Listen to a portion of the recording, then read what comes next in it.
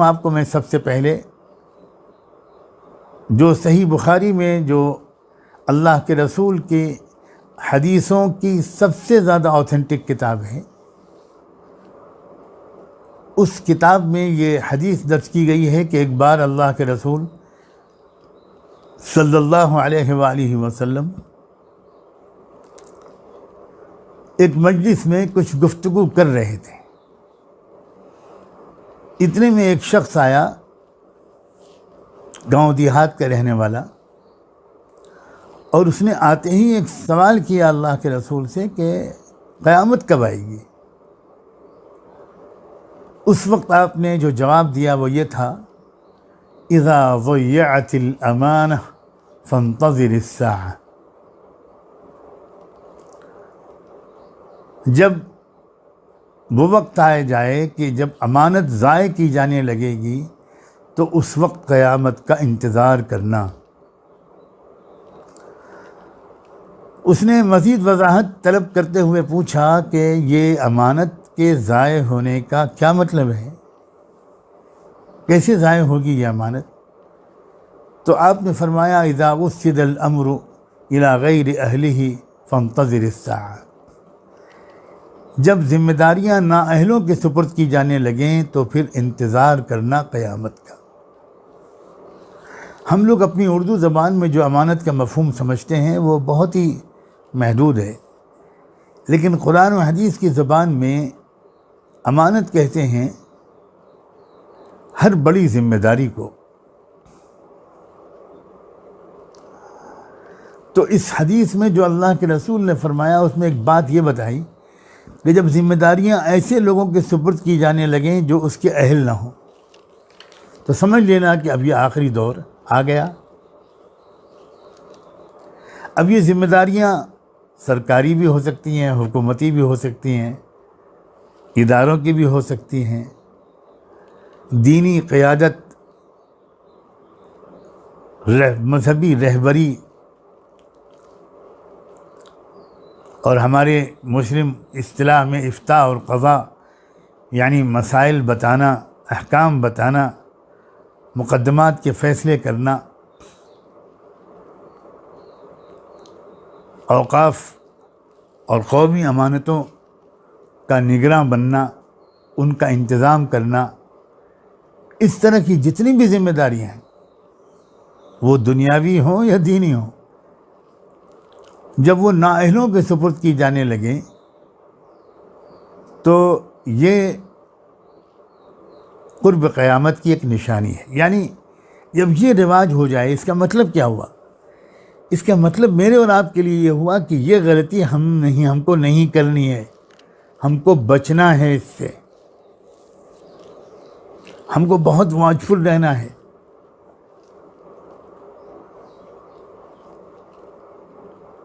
ہر طرح کی ذمہ داری ہم ان افراد کے سپرد کریں جو اس کے اہل ہوں۔ یہ ایک طرح سے مثبت پیغام ہے ہمارے لیے، ایک کلیئر ہدایت ہے۔ اتنے حصے، یعنی یہ تو ہم عمل کر ہی سکتے ہیں جہاں تک ہو سکے۔ اپنی ذاتی اور خاندانی مصلحتیں ہمیں اس پر آمادہ نہ کر دیں کہ ہم ذمہ داریوں کو نااہلوں کو سپرد کر دیں، یہ بہت اہم بات ہے۔ اور قرب قیامت کی علامات کے بارے میں جاننے کا شوق معلومات میں اضافے کے لیے اور ایک دلچسپ موضوع کو انجوائے کرنے کے لیے معاذ اللہ نہیں ہونا چاہیے۔ مجھے محسوس ہوتا ہے کہ یہ آج کل کا فیشن بنتا جا رہا ہے۔ اپنی اصلاح کے لیے اور اپنے کو بچانے کے لیے اس علم کو حاصل کرنا یہ مفید ہے۔ اور میں نے اسی لیے آج کی گفتگو میں اللہ کی توفیق سے یہ مناسب سمجھا کہ میں پہلے اپنے نفس کو اور سب سننے والوں اور سننے والیوں کو اس بات کی طرف متوجہ کر دوں کہ محض معلومات حاصل کرنے کے لیے اور عالمی حالات پر ایک نئے انداز سے تبصرہ کرنے کے مزے لینے کے لیے یہ علم حاصل نہ کیا جائے، یا اپنی اصلاح، اپنی تربیت اور اپنے کو بہت مہلک غلطیوں سے بچانے کی نیت سے یہ علم حاصل کیا جائے۔ ایک اور بات اللہ کے رسول صلی اللہ علیہ وآلہ وسلم نے ارشاد فرمائی، اور یہ حدیث بھی صحیح مسلم میں ہے۔ آپ نے ارشاد فرمایا، ان بین یدی الساعۃ کذابین فاحذروہم، قیامت سے پہلے جھوٹ بولنے والے بہت ہوں گے۔ جھوٹ جھوٹ جھوٹ، ہر طرف جھوٹ ہوگا۔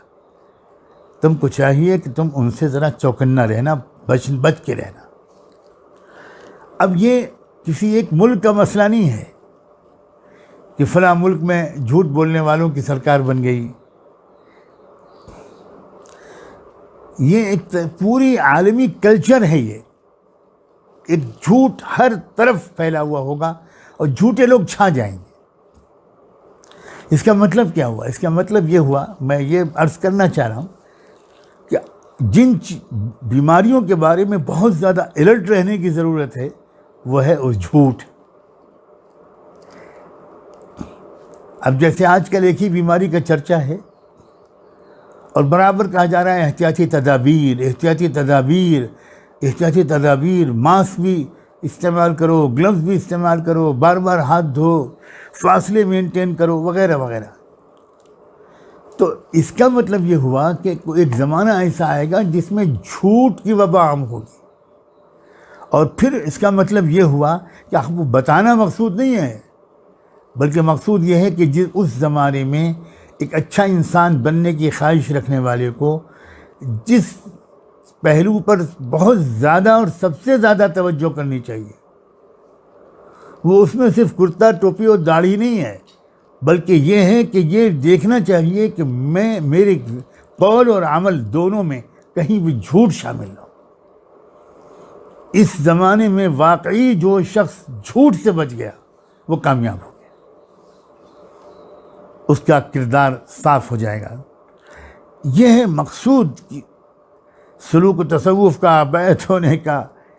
مدرسوں میں پڑھنے کا، دینی مجلسوں میں بیٹھنے کا، جھوٹ زندگی سے نکلے۔ اور شاید یہ بات بالکل سچی ہے کہ جو انسان خود بالکل جھوٹ نہیں بولتا، اس کے اندر جھوٹ کو پرکھنے کی صلاحیت بھی پیدا ہو جاتی۔ ایک روشنی اس کے دل و دماغ میں آتی ہے جس سے وہ جھوٹی بات اور سچی بات میں فرق کرنے لگتا ہے۔ ایک اور بات سنیے، قرب قیامت کی علامات کا بیان ہو رہا ہے۔ یہ ہیں وہ چیزیں جس پر ہم کو پہلے غور کرنا چاہیے، اور غور نہیں کرنا چاہیے، اپنی سیرت و کردار میں تبدیلی ان ہدایات کی روشنی میں لانی چاہیے۔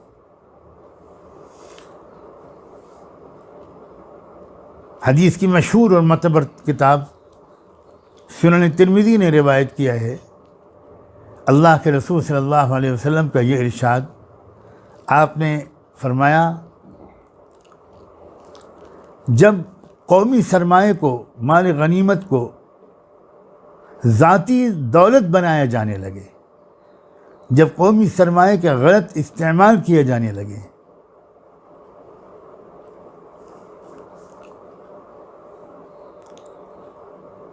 اور امانت کو مال غنیمت سمجھا جانے لگے، اور زکوٰۃ کو ایک مصیبت اور ایک بوجھ سمجھا جانے لگے، اور جب علم حاصل کیا جانے لگے دین کے علاوہ دنیاوی مقاصد کے لیے، اور لوگ اپنی ماں کی نافرمانی کریں مگر بیوی کی ہر بات مانیں، کتنی زبردست آگاہی ہے، کتنی زبردست آگاہی۔ یہ جو رشتے ہیں ان کے درمیان ایک توازن برقرار رکھنا اور ترجیحات اور پرائیورٹیز کو ٹھیک سے سمجھنا اور اس کو نبھانا، یہ بہت اہم بات ہے۔ یہ ہیں حقیقی دینداری کی باتیں کہ انسان کا حال یہ ہو جائے کہ وہ اپنی ماں کی نافرمانی، یہاں خاص طور پر ماں کا ذکر کیا گیا ہے بیوی کے مقابلے میں، اور اگلے جملے میں فرمایا کہ دوستوں کو تو گلے لگائے آدمی، اور باپ سے دور رہے اور دور رکھے باپ کو۔ کیا آپ نہیں دیکھتے کہ موجودہ کلچر میں اکثر و بیشتر اولادوں کا یہی حال ہے؟ بہت شاذ و نادر کوئی ایک آدھ ہوگا لاکھوں میں جو اس غلطی سے محفوظ ہوگا۔ جب تم دیکھو کہ انسان اپنی بیوی کی بات ماننے لگا اور ماں کی نافرمانی کرنے لگا اور دوست کو گلے لگانے لگا اور اپنے باپ کو دور کر دیا، اور جب تم دیکھو کہ مسجدوں میں شور و غوغا بلند ہونے لگا، لوگ بلند آواز میں آپس میں باتیں کرنے لگے مسجدوں میں جہاں خاموشی اور ادب اور وقار ہونا چاہیے، اور جب تم دیکھو کہ ہر گروہ اور قبیلے کا جو لیڈر ہے وہ ان کا بہت برا آدمی ہے، اللہ اکبر، جب غنڈے لیڈر بننے لگے ہیں، جب بہت ہی خراب لوگ انہی کے ہاتھ میں لیڈرشپ آ جائے، تو سمجھ جانا کہ اب یہ آخری دور ہے، سمجھ جانا۔ اور جب تم دیکھو کہ لیڈرشپ قوموں کے کمینے لوگوں کے ہاتھ میں آ جائیں، جو بہت پست قسم کے لوگ ہیں، بہت ہی نیچے کیریکٹر کے لوگ ہیں، جو بیچارے اس کی صلاحیت بالکل نہیں رکھتے کہ وہ قوموں کو لے کر چلیں، اور جب تم دیکھو کہ کسی انسان کی عزت کی جانے لگے صرف اس کے ضرر اور نقصان کے ڈر کی وجہ سے، یعنی کسی انسان کی عزت اس کی صلاحیت، اس کی اہلیت، اس کی اخلاقی خوبیوں کی وجہ سے ہونے کے بجائے بس اس لیے لوگ اس کی عزت کرنے لگیں کہ بس اس کا نقصان ہم کو نہ پہنچ جائے، یہ آدمی ہمیں نقصان نہ پہنچا دے۔ اور جب تم دیکھنا کہ پیشور گانے والیاں اور باجے گاجے عام ہو جائیں، اللہ اکبر، پیشور گانے والیاں، اس زمانے میں اس کو سمجھانے کی کوئی ضرورت ہی نہیں ہے،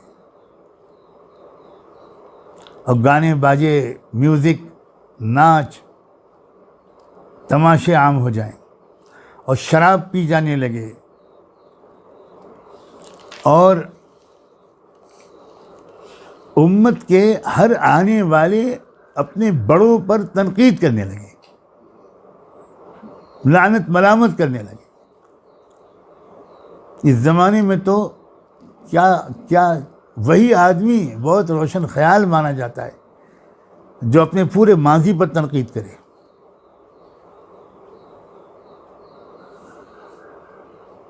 تو آپ نے فرمایا جب تم یہ علامات دیکھنا تو اس وقت انتظار کرنا سرخ آندھیوں کا، اللہ تعالیٰ کا عذاب اور قہر طرح طرح کی شکلوں میں آئے گا، زلزلوں کا انتظار کرنا، زمین میں دھسا دیے جانے کا انتظار کرنا، اور چہرے بدل جائیں، صورتیں مسخ ہو جائیں اور پتھروں کی بارش ہونے لگے، یہ سب ہوگا۔ اور اس کے علاوہ اس طرح کی اور نشانیاں وہ بھی ظاہر ہوں گی۔ آپ نے فرمایا جس طرح ایک ہار جو کٹ جائے اور اس کا دھاگا ٹوٹ جائے تو پھر ایک دم سے اس کے دانے بکھر جاتے ہیں، اس طرح لگاتار طرح طرح کی مصیبتیں انسانیت پر آتی رہی۔